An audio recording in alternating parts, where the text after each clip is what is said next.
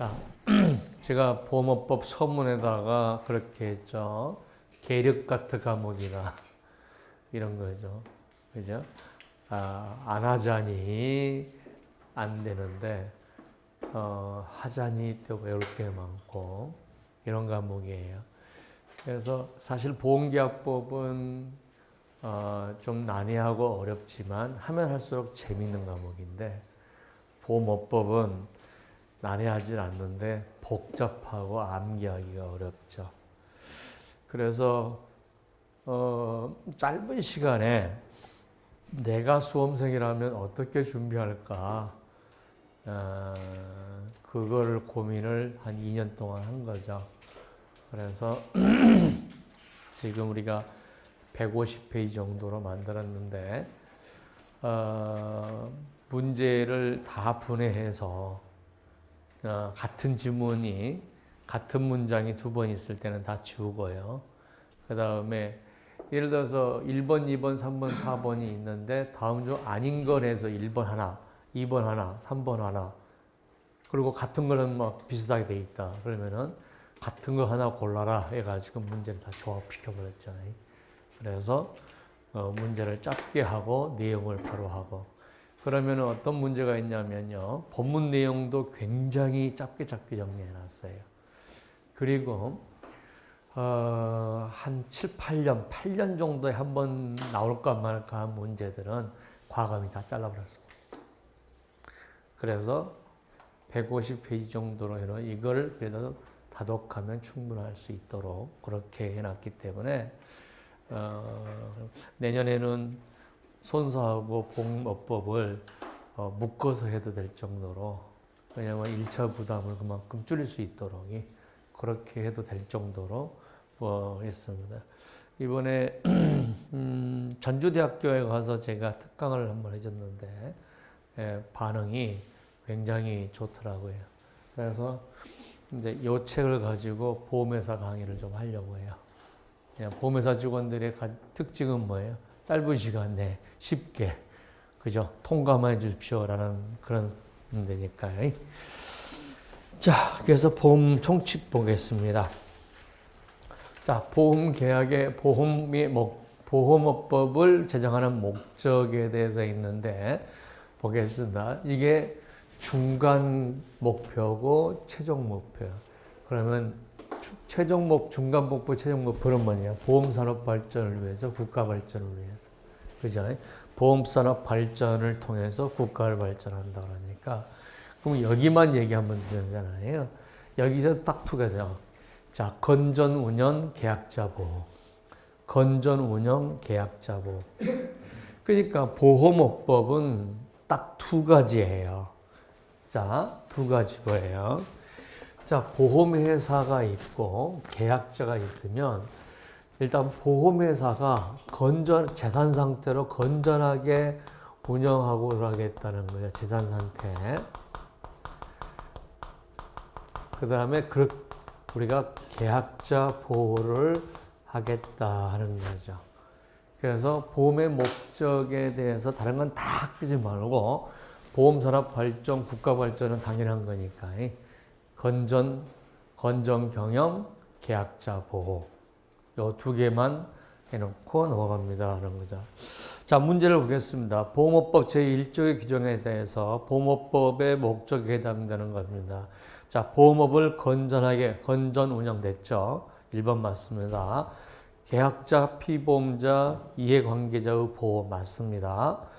자, 보험업의 건전한 육성. 이제 가나를 통해서 중간 단계로 왔죠. 보험업법에 우리가 그죠? 중간 단계가 보험업의 건전한 육성이잖아요. 그다음 최종 단계가 뭐예요? 자, 국민경제의 발전이죠. 그러면 지금 라마가 빠졌고, 효율적 지도 감독 이거 빠졌고요. 근로자의 권익보호 이건 근로기준법이죠. 보험업법이 아니죠. 세 번째, 보험업법을 영위하는 자 누구예요? 보험회사를 권익을 보호해 주겠다. 이게 아니죠. 그러면 우리가 시험장에 가서 제일 헷갈리는 거 당장표 라번 효율적 감독. 효율적 감독 이거죠. 이게 제일 헷갈리니까 혼동하지 말라는 이거죠. 과거에는 이 단어가 들어가 있었어요. 들어가 있는데, 자, 효율적 감독. 이게 목적이 뭐냐는 거죠. 이게 목적이라는 거예요. 감독은 수단이다. 효율적 감독의 법적 근거 이것들이죠. 그래서 우리가 효율적 감독 요게 머릿속에다가 혼동할 수 있다는 거죠. 그 다음에 계약자 보호하고 헷갈리는 게 계약자 보호가 아니라 보험자 보호 이러면 안 되는 거죠. 그 두 개만 얘기하는 거예요. 그래서 자, 우리가 공부할 때 어떻게 공부한다는 거죠. 자, 계약자 보호하고 건전 육성. 보험업법의 보험산업법의 건전 육성. 국가경제. 1단계, 2단계, 3단계 이렇게 해서 공부하는 이건 당연한 거고 이것만 머릿속에 기억해 두면 된다. 두 번째 넘어갑니다. 자, 보험업법의 성질과 적용해서 공법과 사법의 혼합법인데 사법은 우리가 뭐냐면 자, 회사 설립, 개인과 개인 간의 법률 관계를 다루고 있는 것을 사법이라고 그래요. 그러면 우리가 보험업법은 보험회사의 설립부터 청산까지를 다루고 있기 때문에 자, 뭐예요? 사법 규정이라는 거죠. 그러면은 보험회사를 어떻게 설립하고 어떻게 관리하고 청산하고 이런 것들이 다 가게 되니까 이거는 사법이고 그 다음에 감독법규는 공법이거든요. 감독법규가 뭡니까? 승인, 허가, 인가, 신고, 등록, 검사, 명령, 처벌 이런 것들은 다 감독법규예요. 그래서 사법 규정하고 감독 규정이 혼합되어 있는데 우리가 주로 보험업법은 요거죠. 주로 요거죠. 뒤에 것이 다 하는 거죠. 자, 보험업법의 범위를 보면요. 자, 보험업법의 시험 범위가 어디까지일까 하는 거죠. 자, 그래서 보험업법에 보면은 업법이 있고요. 그 다음에 위임입법이 있어요. 자, 이거는 국회를 통과하는 거죠. 국회를 통과했는데 보험업법에다가 세부적인 사항을 전부 다 그때그때 세부적인 사항을 국회를 통해서 다 통과하기 어려우니까 뭐랍니까? 국회에서 대통령령으로 정한다. 뭐예요? 국무총리령으로 정한다라고 돼 있죠. 그래서 대통령령으로 정한다는 것을 시행 우리가령이라고 그래요. 그 다음에 국무총리를 영으로 정한다라고 하는 건 시행 규칙에 있는 거예요. 그러면 대통령하고 국무총리는 이거는 뭐예요? 누가 만들어요? 행정부에서 만드는 거죠. 그런데 행정부에서 만들려면 반드시 법률에서 위임 규정이 있어야 돼요.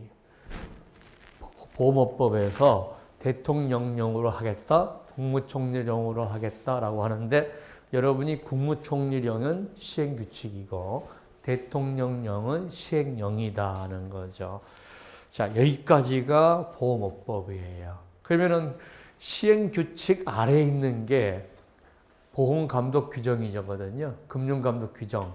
이것들은 보험업법의 범위에 들어가지 않아요. 그 다음에 보험업법의 적용 범위를 보면 이렇게 됩니다. 계약법의 적용 범위는 사보험 플러스 수출보험이죠. 자, 수출보험은 공보험이에요.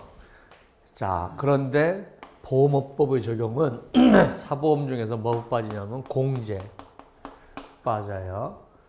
공제 빠져요. 왜? 공제는 예를 들어서 화물공제, 택시공제 이런 것들은 유군진흥법에 의해서 우리가 건설교통부에서 관장하는 거거든요. 그러면 여기서 뭐냐면 사보험 중에서 영리보험인 주식회사하고 상호회사하고 외국보험회사의 지점 이것만 보험업법 대상이에요. 그러니까 계약법하고 업법하고 있을 때 뭐가 더 좁다? 업법이 계약법보다 좀 좁죠. 다만 주의해야 될 게 있죠. 업법 102조는 업법에 있으면서도 실질적 성격은 계약법으로 보고 있는 거죠. 그래서 왜 그럽니까? 보험자가 계약자에게 손해배상 책임을 진다는 것은 보험 계약 관계에 기인한 거니까 보험업법 102조는 업법에 있으면서도 계약법에 해당하는 얘기죠. 자, 보겠습니다. 문제 읽어보겠습니다. 금융감독위원은 공제업을 영위한 자에게 기초서류 중, 여기 보십시오. 자, 기초서류 전체에 대해서, 자, 기초서류라고 하는 것은 뭐냐면 세 개예요.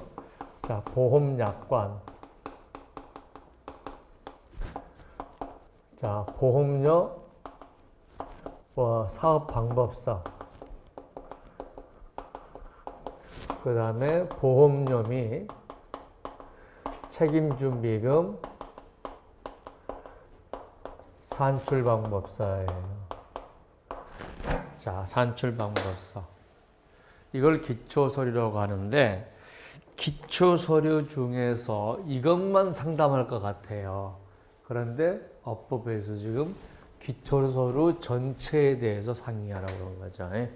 그래서 협의를 요청할 수 있다. 그래서 틀린 건 뭐예요? 기초서류 전체다라는 거죠. 기초서류 중 보험료 및 책임준비금 산출 방법서만 하는 게 아니라, 그죠? 자, 정당한 이유 없이 이를 거절할 수 없다고 했는데 거절했을 때 어떠한 페널티를 준다는 조항은 없어요. 거절했을 때 써놓죠. 거절했을 때 어떤 페널티를 줄 건지에 대해서도 규정한 바가 없다.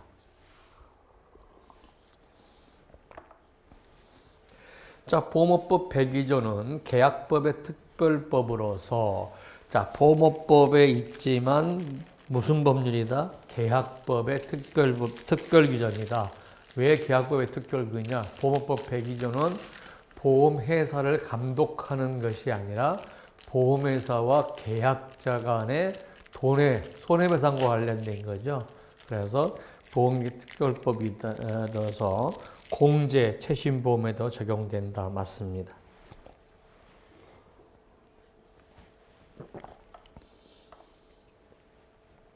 자, 보험업법은 공보험은 적용되지 않으나 사보험에서는 주식회사, 상호회사, 외국보험에서뿐만 아니라 최신보험 공제 적용된다. 틀렸죠? 보험업법은 어디에만 적용된다? 주식회사, 상호회사, 외국보험회사의 국내 지원만 적용된다. 여객운수사업부의 근거에 설립되는 택시공제, 화물공제, 버스공제는 감독의 일원화와 시장 질서를 확보하기 위해서 금융감독원의 감독을 받고 있다. 틀렸죠?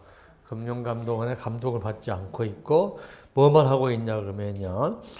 자, 기초서류에 대해서 협의를 요청할 수 있다. 이것만 있는 거다 하는 거죠. 자, 조금 어려운 문제인데요. 보험업법의 성질에 관한 성조 몇 개 맞느냐 하는 거죠.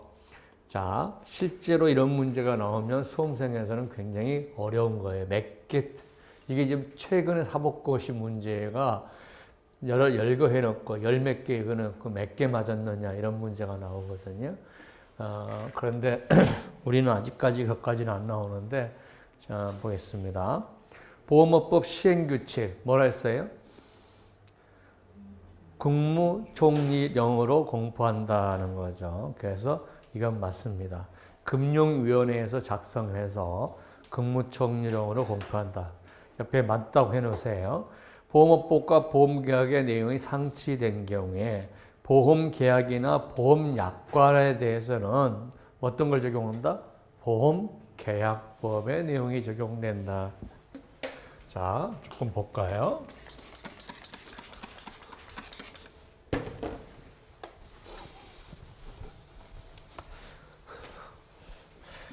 자, 우리가 보험감독원, 금융감독원이 있고 보험회사가 있고 계약자가 있다는 거예요.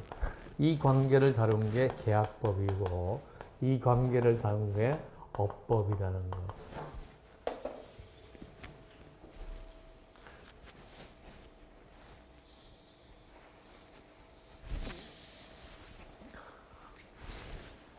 좀 찍찍거려서 바꿔하겠습니다. 자, 그래서 이 계약법에 관해서는 약관에 관해서는 계약법이 적용되는 거죠. 이거는 여기에 적용되지 않는다는 거죠.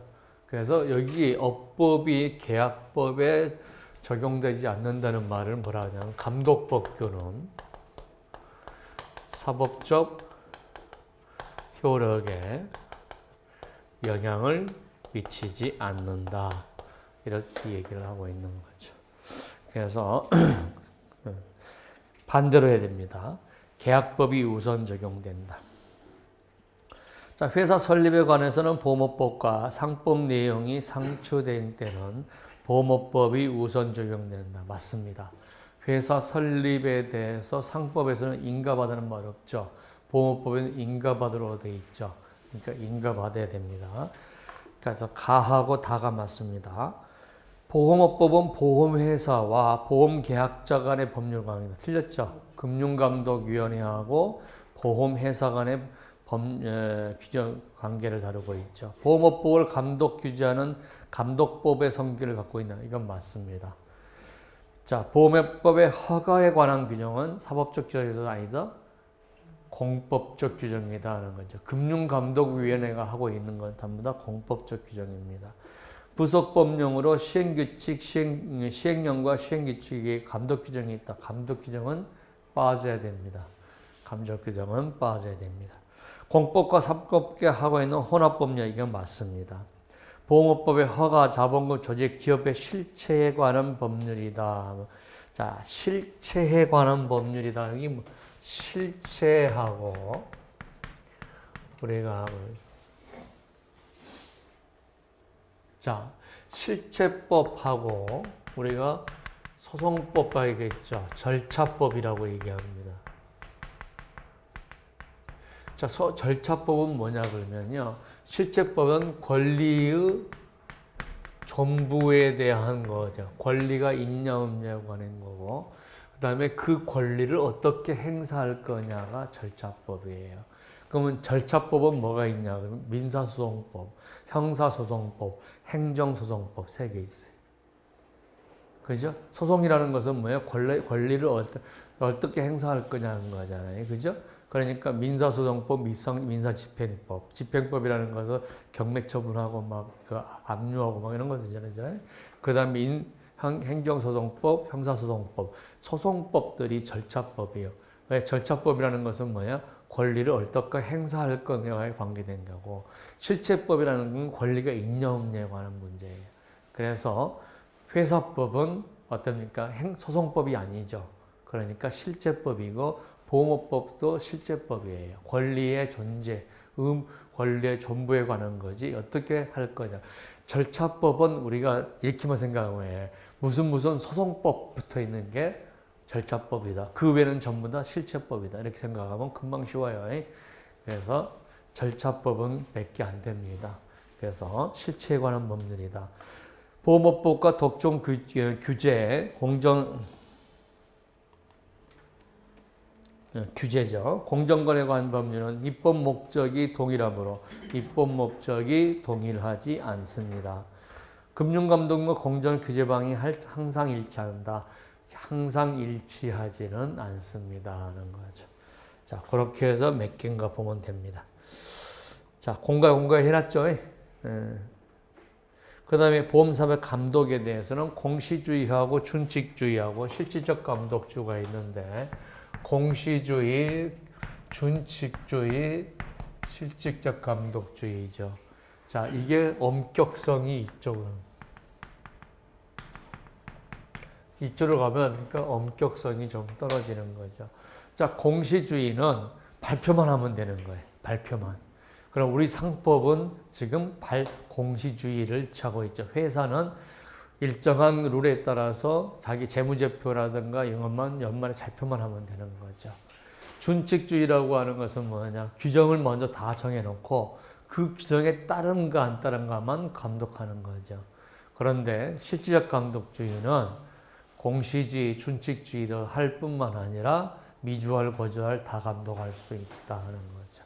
미주알, 고주알. 그러면은 지금 전 세계적으로 어떤 데나 실질적 감독주의를 전 세계적 추세다. 이렇게 보면 됩니다. 하는 거죠. 자, 우리나라도 실질적 감독주의입니다. 자, 문제 4번 보겠습니다. 자, 틀린 것을 보겠습니다. 가장 엄격한 감독주의를 그런 게 실질 감독주의다. 맞습니다. 세계 모든 국가에서 거의 모든 국가에서 실질적 감독주의를 취하고 있으며 우리나라도 실질적 감독주의를 취하고 있습니다. 맞습니다. 공시주의가 가장 엄격하지 않는 감독주의며 공시주의는 경영 성과와 재정 상태만을 공시하면 족하다. 맞습니다. 세 번째, 국가와 보험업법에 필요한 사항을 규정해 놓고 이런 개별적인 사항이 보험사업자에 의해서 준수되는지 여부만을 감독하는 걸 준칙주의라고 한다는 거죠. 자, 4번이 트는데 실질적 감독주의는 보험회사의 자율성을 전혀 보장하지 않는다. 아니죠. 보험회사가 자유롭게 다 할 수 있죠. 자유롭게 할 수 있는데 우리가 감독을 하는 것뿐이지 자율주의가 없으면 어떻게 사업을 하겠습니까? 하는 거죠. 자, 보험계약의 체결 공부하겠습니다. 자, 이게 시험에 잘 나오는데요. 자, 먼저 뭐라고 되어 있냐 그러면요. 보험사업자가 아닌 사람하고는 계약을 체결할 수 없다라고는 금지 조항이 있죠. 그래서 누구든지 보험업법상 보험회사가 아닌 자, 이거 줄거서 넣죠. 아닌 자와는 보험계약을 체결하거나 중개하지 못한다. 그런데 예외 조항이 있다는 거죠. 예외 조항이. 자, 예외 조항이 있어요. 3개가 있습니다. 다른 법률이 있다는 거죠. 자, 이게 다른 법률에 해당되는 게 우체국 보험, 공제 이런 것들이에요. 다른 법률. 두 번째는 크로스 보더라고 하는 거죠. 이게 국경이라는 뜻이거든요. 이걸 갖다가 우리가 역외 계약이란 말을 써요. 일정 구역이죠. 일정 구역 외에 계약한다는 거죠. 그러면은 이때 역은 우리가 우리나라가 가야겠죠. 우리나라 외에서 계약할 수 있는 걸 이걸 크로스 보더라고 그래요. 자, 우리나라를 국경으로 보는 거죠. 그래서 국경 외에서 할 수 있는 것이 있는데 이게 2개가 있어요. 보험 종목별로 허용되어 있는 경우하고 여기에 또 예외가 있다는 거죠. 자, 이 보험 종목을 보면 자, 보겠습니다. 우리가 2개로 나눠서 자, 보겠습니다. 장기 상해보험이요. 장기 상해보험하고 생명보험.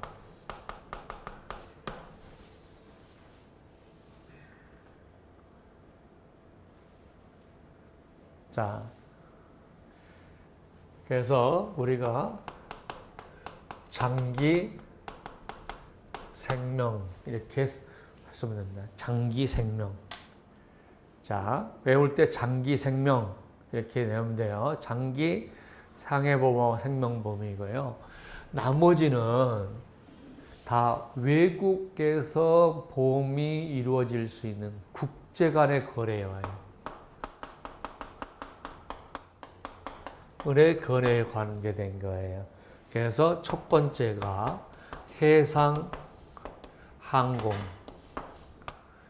해상항공이에요. 그러면 해상보험은 뭐가 있어요? 적하보험도 있고 선박보험이 있잖아요. 수입, 그죠? 해상항공. 그러면 이게 지금 옛날에 보면 우리가 이종 영역이죠. 이종에. 그 다음에 여행자보험. 재보험. 자, 우리가 여행자 보험, 재보험 이렇게 된 거죠. 자, 보겠습니다. 그러면 우리가 장기 생명만 빼놓고 나머지면 해상항공보험원에 다 집어넣어 버렸죠. 그리고 여행자 보험, 재보험이잖아요. 그러니까 이렇게 적하보험 수입하고 뭐 항공 이렇게 나열하는 것보다 해상항공, 여행자 보험, 재보험 이렇게 공부하는 게 훨씬 더 좋다는 거죠. 그죠? 해상항공보험, 자 국제간에 거론되잖아요. 국제간에 여행자 보험도 국제간에 내가 일본에 갔다가 갑자기 중국으로 미국 가고 싶다. 그러면 대한민국에 와서 보험 넣어놓고 갈 수는 없잖아요. 그죠? 그런데 여기 주의해야 될 게 해외 여행자 보험이 아니라 그냥 여행자 보험이라는 거예요. 그 다음에 재보험은 뭐 우리나라가 당연히 외국 보험회사하고 재보험 드니까 이거 금해놓으면 큰일 나겠죠. 그러니까 자 크로스보더에 해당되는 건 시험 나오면 장기 생명, 그죠? 장기 생명, 그 다음에 해상항공, 여행자 보험, 그 다음에 재보험. 외울 수 있겠어요? 장기 생명 이렇게 외우고 그 다음에 우리 이 보험이 아닌데도 불구하고 크로스보더가 될 수 있는 조건이 있다는 거죠. 자, 그게 뭐냐면요. 첫 번째 보겠습니다. 자, 셋 이상에서 가입 거절된 경우. 자, 시험 문제에 둘 이상 보험회사로 다 나와요. 이거 셋이다만 이거 셋. 근데 시험 문제에 뭘로 나온다고요? 2명의 보험회사로 나온다고요. 그 다음에 우리나라에서 취급되지 아니한 종목. 취급되지 아니한 종목은 당연히 외국에서 할 수 있겠죠. 그 다음에 외국에서 계약을 체결하고 국내에 유지하고 있는 거. 자, 외국에서 계약 체결하고 해서 국내에 유지하는 거. 즉, 유지된 계약을 중간 해지하라는 할 필요는 없다는 거죠. 그런데 새로운 계약을 체결할 때는, 그때는 국내에서 해야 되겠죠. 그 다음에 체결이 곤란한 경우, 이렇게만 여기서 딱 시험에서 나와요. 여기서 나오고 끊겨 나오는데 아니고 곤란해서 금융의 승인을 받은 경우죠. 그래서 이것도 3번, 4번은 어떻게 나오냐 그러면 자, 2번은 2명 이상의 보험회사가 나오고요. 4번은 곤란한 경우 이렇게만 나와. 그럼 틀렸어요. 금융의 승인이 있어야 되겠죠. 금융의 승인이 있어야 되겠고요. 그 다음에 4번서는 어떻게 하냐. 외국에서 체결하고 계약이 종료됐을 때 재계약을 외국 보험에서 체결할 수 있다. 그러면 안 돼요. 재계약은 안 됩니다. 그래서 이렇게 공부하시면 됩니다. 자, 보겠습니다. 우리나라에 국내 지정을 두고 있지 않는 보험회사와 체결할 수 있는 것을 골라라 그랬죠. 자, 뭡니까? 수출보험 하나죠. 자, 수출보험이 아니에요. 그거는 왜 하냐면 지금 수출보험은 해상항공보험이 아니에요. 신용보험이지.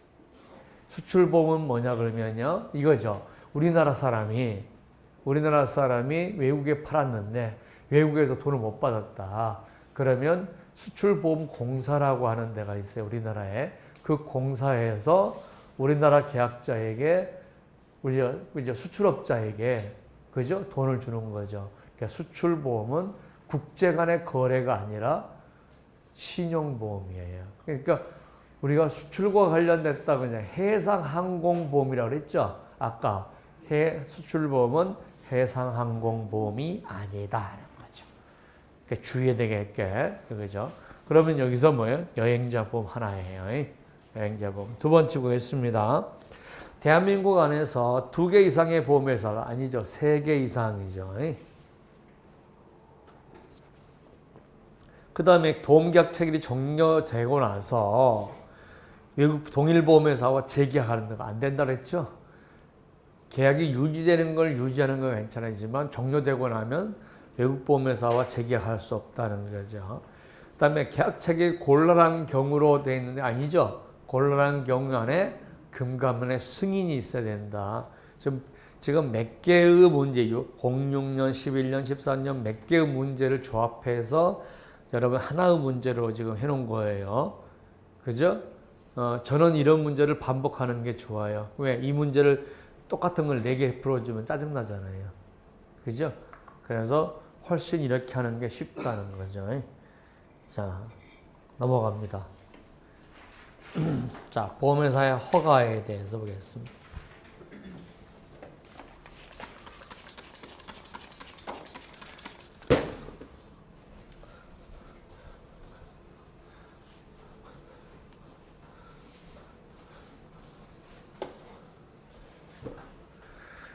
자, 허가라고 하는 것은 금지된 사항에 대해서 풀어주는 거예요. 그러면 금지된 사항이 뭐가 있어요?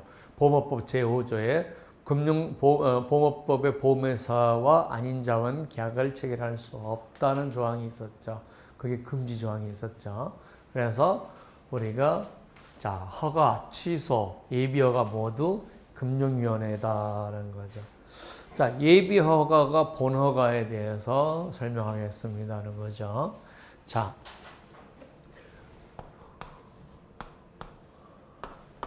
예비허가 기간도 2개월이에요. 그 다음에 본허가도 2개월이에요.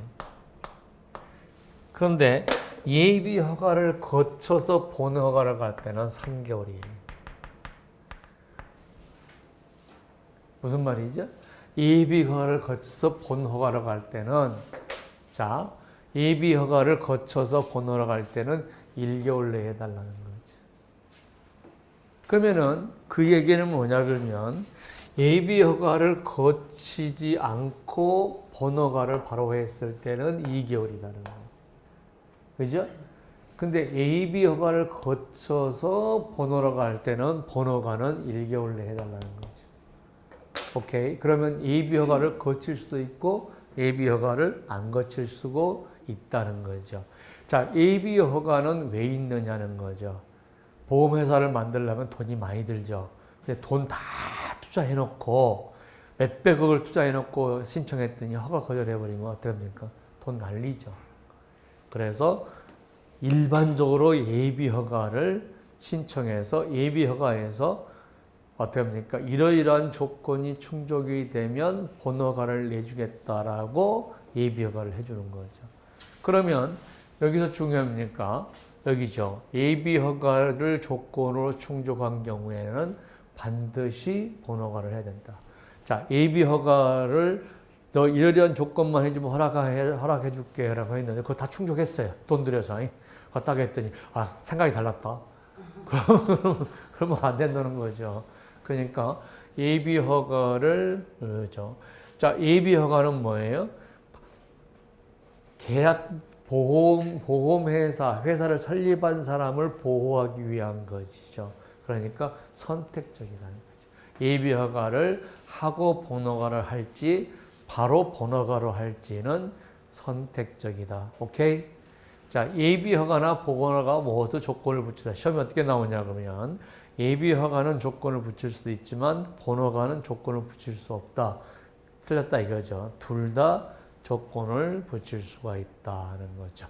자, 예비허가하고 본허가 알겠죠? 이런 정도만 알면 문제를 풀 수 있습니다. 자, 보겠습니다.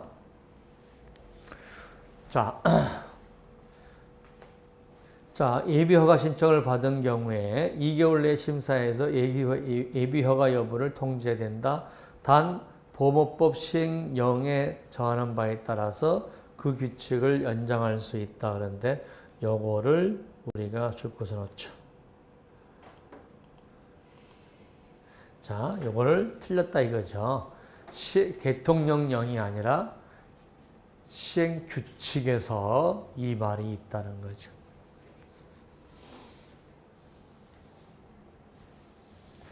자, 두 번째, 예비허가는 조건을 붙일 수 있으나 본허가는 조건을 붙일 수 없다. 틀렸죠. 둘 다 조건을 붙일 수 있다.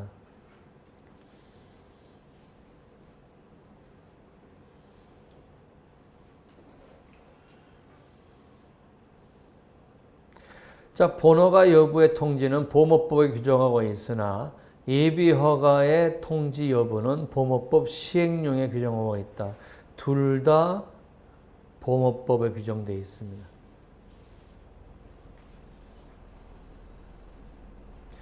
자, 둘 다, 자, 예비허가나 본허가를 다 2개월 내야 된다. 예비 허가를 거쳐서 번호가 할 때는 1개월 해야 된다. 그거는 다 시행보험업법에 있는 내용이다. 그 다음에 그 기간을 연장할 수 있다는 조항은 어디에 있느냐? 시행규칙에 있다.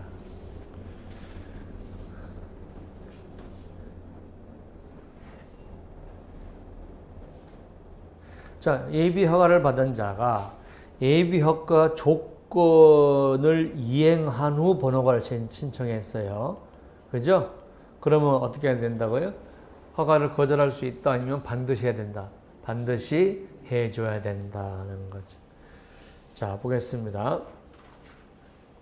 금융기관에서는 금융위원회는 보험업법의 허가 신청자가 예비 허가 신청을 하지 아니한 경우에도 시장 여건 등 재반 신청을 고려해서 예비 허가할 수 있다.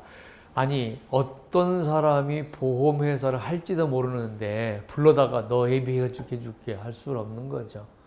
그죠? 예비 허가는 누구의 선택이다? 회사의 선택이다. 틀렸습니다. 자, 금융위는 신청 후 2개월 이내에 해야 된다. 그 다음에 신청할 허가를 할 때는 지체 없이 내용을 간보나 인터넷 이용에 알려야 되고 허가받지 않은 경우 아까 되어 있죠. 뭐라 했어요? 5년 이하의 여기 있죠. 5년 이하의 징역이나 3천만 이하의 벌금을 부과하도록 되어 있다는 거죠. 자, 그래서 우리가 여기 있죠. 허가를 할 때는 관보에 공보하고 인터넷 홈페이지에 공고해야 된다. 두 개가 있으니까 여기 보시면 됩니다. 자, 그러면은 1번이 틀렸습니다. 허가의 대상을 묻겠습니다. 자, 허가의 대상은 주식회사와 상호회사, 외국보험회사의 국내 지점인데 주식회사나 국내 지점에 대해서는 설립허가가 아니고 영업외 허가예요. 그런데 상호회사는 주식회사에 의해서 설립되는 회사가 아니기 때문에 설립 앤드 영업허가예요. 줄것을 넣죠. 하나는 영업허가다. 주식회사와 외국보험회사의 국내 지점은 설립은 상법에 의하게 되기 때문에 영업의 허가다라는 거죠. 근데 상호회사는 어떻게 됩니까? 설립 및 영업의 허가다. 지금 제가 여러분 입장이면 어떻게 공부할 건가를 2년 동안 연구하고 공부해서 지금 만들어 놓은 결과예요. 그러니까 이것만 충분히 해도 지금 여러분이 된다고 생각하니까 오히려 제가 생각할 때는 그런 거죠. 막 이만한 양을 공부해라. 그래서 한번 읽고 나서 뭔 말인지 모르겠다 하는 것보다는 줄여서 두세 번 읽게 만들어서 확실하게 하는 게 좋은 성과를 받아본다고 생각하기 때문에 여러분들한테 그리고 1차 공부의 시간을 적게 빨리 합격하게 만들어야 2차 공부할 수 있는 시간을 주거든요. 1차가 너무 어렵게 돼버리잖아요. 그럼 1차에 계속 자신감이 없으면 1차 공부하느라고 2차를 못 해버리면 동시 패스가 안 돼요. 왜? 8월 7일 날 시험 보니까 한 달이 줄어들었어요. 한 달. 예. 8월 7일 날 시험 봐요. 한 달이 줄어들었어요. 그러니까 한 달이 줄어드는 만큼 여러분들이 한 달이면요. 마지막 한 달이면요. 거의 3, 4개월 줄어든 거와 마찬가지예요. 마지막 한 달은. 그래서 어떻게 합리적으로 해야 되는 거냐 하는 것들이죠. 그래서 그렇게 되면 1차를 좀 짧게 할 수 있도록 해야 된다는 생각입니다. 자, 보겠습니다. 자, 산업별. 자, 산업별. 우리가 보험 산업별, 종목별, 상품별 이렇게 하죠.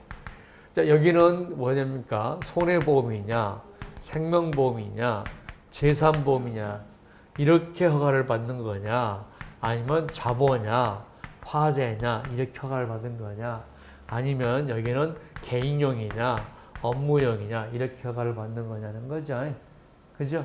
이렇게 허가를 받는 거다. 그래서 줄 것은 없고, 종목별 허가다. 그러면 자동차 보험을 허가받았다. 그러면 자동차 농기계 보험을 따로 허가받을 필요 없어요. 자동차 건설기계 보험을 따로 할 필요는 없다는 거죠. 그러나 자동차 보험만 허가받은 사람은 운전자 보험은 상해보험이니까 운전자 보험 할 때는 또 우리가 허가를 받아야 돼요. 그래서 종목별 허가다 하는 거죠. 종목별 허가. 그 다음에 어떻게 합니까? 생명보험하고 손해보험은 겸업이 안 돼요. 동시에 허가받을 수 없어요. 지금 우리나라는 손해보험하고 생명보험을 같이 하는 데가 하나도 없어요. 자, 예를 들어서 생명보험 회사도 있고 손해보험 회사가 있는 회도 있죠. 삼성생명, 삼성화재. 그러지만 회사는 달라요. 대표이사 따로따로 있는 거죠. 삼성그룹 안에야 있는 거지. 자, 그 다음에 손해보험 전부를 할 수도 있고, 그 다음에 손해보험과 생명보험 일부만 허가받을 수도 있다. 우리나라는 지금 일부만 허가받는 회사가 옛날에 있었죠. K손해보험, 교육공제, 자부만 하고 있다가 지금은 상해생명도 하죠. 자꾸 좀 늘려나가는 거죠. 늘려나가는 거예요. 생명보험 전부를 허가받은 사람 또는 손해보험 전부를 허가받은 사람은 제3보험을 따로 허가받지 않아도 할 수 있다. 자동차 보험은 허가를 받았어요. 근데 자동차 보험 재보험 하겠어요. 그때는 허가 없어도 돼요. 자, 시험 문제 자주 나오는 거니까 아까도 얘기했잖아요. 자주 나온 거를 리피트해서 반복하는 게 훨씬 더 여러분들이 좋다고, 효과가 많이 나온다고 얘기했죠. 자, 문제. 앞에 거, 제가 요 보모법 만들면서 14년, 15년 거 문제 다 풀고, 15년 거 중개사 문제까지 다 풀었어요. 다 풀어서 가이질로 다 해가지고, 왜냐면 제가 워딩할 수 없으니까. 가이질로 다 해가지고, 1번, 2번, 3번, 4번에서 그 지문을 전부 다 가이질로 해서 붙였어요. 펼쳐놓고, 이렇게 펼쳐놓고, 거기다 붙이고, 거기다 붙이고, 거기다 붙이고. 왜? 그걸 한 번에 집어넣어 버리면은 여러분들이 같은 지문이 두 개 있는지 모르잖아요. 그 작업을 2년 동안 한 거예요. 그래서 그 지문을 다 해가지고 그 지문별로 해서 하니까 짧아지는 거예요. 그 노력을 했다는 거예요. 집에서 그런 거 하고 있을 때 와이프가 미쳤냐. 왜냐면 온 방을 다 이렇게 펼쳐놓고 가이질하고 풀치고 하고 있으니까. 자, 그렇게 해서 만들어진 교재입니다. 자, 허가를 받는 자는 주식회사, 상호회사, 외국보험회사나 유한합병회사나 합자회사는 보험업법에 허가를 받을 수 없습니다. 왜? 주식회사만 허가를 받기 때문에. 그럼 우리 회사법에서는 주식회사, 유한회사, 합자회사, 한명회사 이렇게 있거든요. 근데 그 중에서 주식회사여야만 합니다. 자, 그다음 허가는 보험 종목별 받아야 된다. 보험 종목이라는 것은 손해보험, 생명보험, 제3보험 아니죠. 이거는 보험 산업별이죠. 그래서 종목별 자동차 보험이냐, 우리가 연금보험이냐, 아니면 화재보험이냐, 기술보험이냐 이런 식으로 받는 것들이 우리가 배상책임보험이냐 이렇게 받는 것들이죠. 자, 생명보험에 속하는 보험 종목을 허가받은 자는 상해보험을 영화하기 위해서 별도의 허가가 불필요하다. 맞죠? 아까 생명보험 전업을 하는 사람은 제3보험을 허가받지 않아도 된다. 손해보험 전업을 한 사람도 제3보험을 할 때 허가받지 않아도 된다는 거죠. 자, 허가를 받은 보험 종목에 대해서 그 보험 종목에 재보험을 한다. 자동차 보험을 한 사람이 자동차 보험 재보험을 하겠다. 그러면 재보험 허가를 받아야 되냐? 아니면 자동차 보험 허가만 있으면 되냐? 자동차 보험 허가만 있으면 된다. 맞는 것은 3번입니다. 4번 다음 중 설명 중 틀린 것은 보증보험도 손해보험 효과며 금융감독의 허가의 감독의 대상이다. 맞습니다. 화재보험만 영위하기 위해서 허가를 받은 자는 간병보험을 영위하기 위해서는 간병보험에 대해서 별도로 허가를 받아야 됩니다. 그렇죠? 자, 우리가 간병보험은 우리가 제3보험의 영역이에요. 자, 생명보험회사와 손해보험회사가 같이 할 수 있는 것이 제3보험인데 간병, 상해, 질병이죠. 이렇게. 그래서 유의해야 될 게 뭐냐 그러면 자, 여기 보세요. 여기 보세요. 우리가 상법상에서는 상해 사망을 뭘로 봐야 돼요? 사망으로 보죠. 보험업법상에서는 상해 사망을 상해보험으로 봐요. 질병 사망을 뭘로 본다는 거죠? 보험업법상에서는 사망보험을 안 보고 질병보험으로 보는 거예요. 그러면 우리가 사망이 일사가 있고 질사가 있고 재사가 있잖아요. 이건 상해 사망이고 상해보험으로 이거는 질사로 보잖아요. 그러면 나머지가 뭐예요? 이거잖아요. 그죠? 이것만 생명보험으로 보는 보험업법상에서. 그래서 보험업법에서 생명보험 나오면 일반 사망을 얘기하는 거예요. 그래서 보험업법의 규정을 보면 상해보험의 보험업법 제2조에 보면 용어 해설이 나오거든요. 거기 상해보험은 상해로 인해서 우연하고 급격하고 외래적인 사고에 의해서 부상 후유장의 사망을 상해보험이라고 한다. 이렇게 정리해놨어요. 그러니까 지금 두 개의 법률이 조금 다르다는 것을 인식해야 된다고. 그러면 보험업법에서 공부하면서 생명보험은 생명보험 회사만 판매한다라고 했는데 여러분요, 아니야. 생명보험 중에서 상해 사망은 아니잖아. 이렇게 하면 안 된다는 거죠. 보험업법에서 우리가 그러면 상해 사망은 재산보험에 들어간다, 생명보험에 들어간다. 보험업법상에서는 생명보험에 들어가는 거 아니고 상해보험에 들어가니까 상해 질병, 질사나 생사도 모두 재산보험에서 판매할 수 있고 양쪽에서 판매할 수 있단 말이에요. 그죠? 만약에 상해 사망을 생명보험이다 해버리면 여기서 못 팔죠. 그죠? 그래서 그거를 잘 봐야 돼요.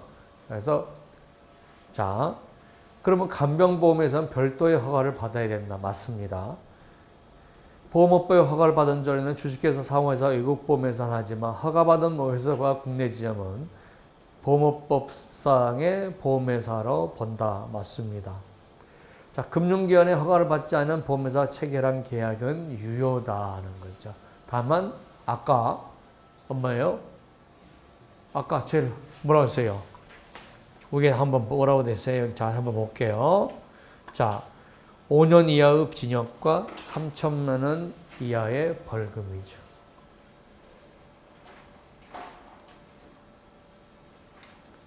여기 이상인가 하는 건데.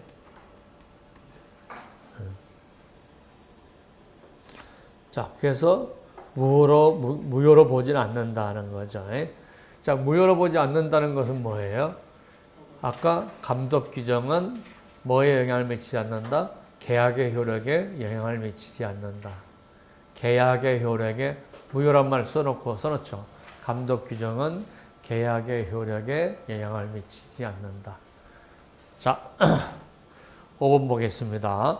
다음은 보험사업 허가에 관한 사항과 틀린 것 설명이다. 맞는 것은 해주다. 자, 우리나라는 영업사업의 개시에 대해서 준칙주의 줄 서놓고 준칙주의가 아니라 허가주의입니다. 준칙주의 줄 서놓고 허가주의입니다.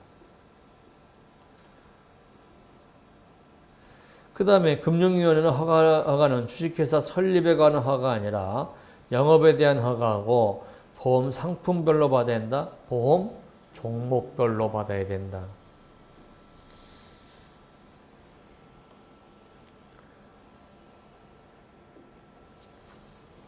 시중은행, 공제조합, 신용협동조합도 금융위의 허가를 받아서 틀렸죠. 공제조합이나 시중은행이나 신용협동조합에서 우리가 금융위의 허가를 받는 게 아니죠. 그 해당 관청의 허가를 받는 거죠. 틀렸습니다. 자, 보험을 영위하는 자가 보험 종목별 허가받은 경우에 금융감독원은 그 허가의 조건을 붙일 수 있다. 맞습니다. 자, 6번 다음 설명 좀 맞는 것은 보험업을 영위하는 자는 생명보험, 손해보험, 재산보험의 보험 종목별 이건 틀리면 이걸 봐야 이렇게 받으라는 것이 아니라 생명보험업, 손해보험업, 재산보험업 이렇게 받는 게 아니라 업의 종목별이라니까 맞다 이거지. 생명보험업의 종목별, 손해보험업의 종목별. 그죠? 지금 생명보험업, 손해보험업, 재산보험업으로만 받는 게 아니라 그 업의 종목별로 받아야 된단 말이니까 맞다 이거지.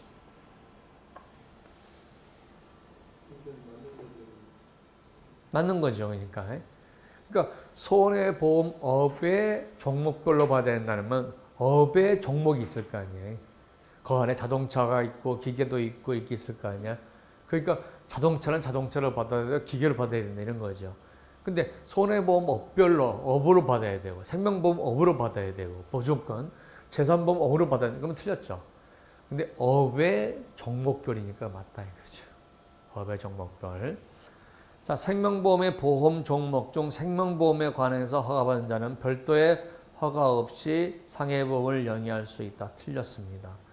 자, 생명보험 전체를 영위받은 사람은 생명보험 전체를 한 사람은 여기다가 상해보험 할 수 있죠. 근데 생명보험 중에서 자, 제 생명보험업 중에서 나는 생명만 하겠다. 여기서 생명만 하겠다는 것은 사망과 생존보험만 하겠다. 종신보험만 하겠다는 얘기예요. 생명만 하겠다 하는 그 사람은 재산보험을 할 수가 없죠. 자, 지금 여러분이 보험업법은 굉장히 빨리 시험을 봐야 돼요. 자, 보험업법 시간을 20분 만에 봐야 돼요. 20분 만에. 그리고 60분을 계약법에 투자를 해줘야 돼요. 계약법에. 그러니까 보험업법을 보고 나서 빨리빨리 판단을 해야죠. 빨리빨리. 보험업법에 내가 40분을 투자했다. 그러면은 어떻게 합니까? 나머지 보험업법에서 점수 한 5점 더 맞으려다가 계약법에서 한 10문제 못 풀어버립니다. 근데 업법은 가락 나오는 경우가 거의 없거든요. 계약법은 가락 나오는데 거기서 5문제, 10문제 못 풀어버리면 정말 과락이 돼버리죠.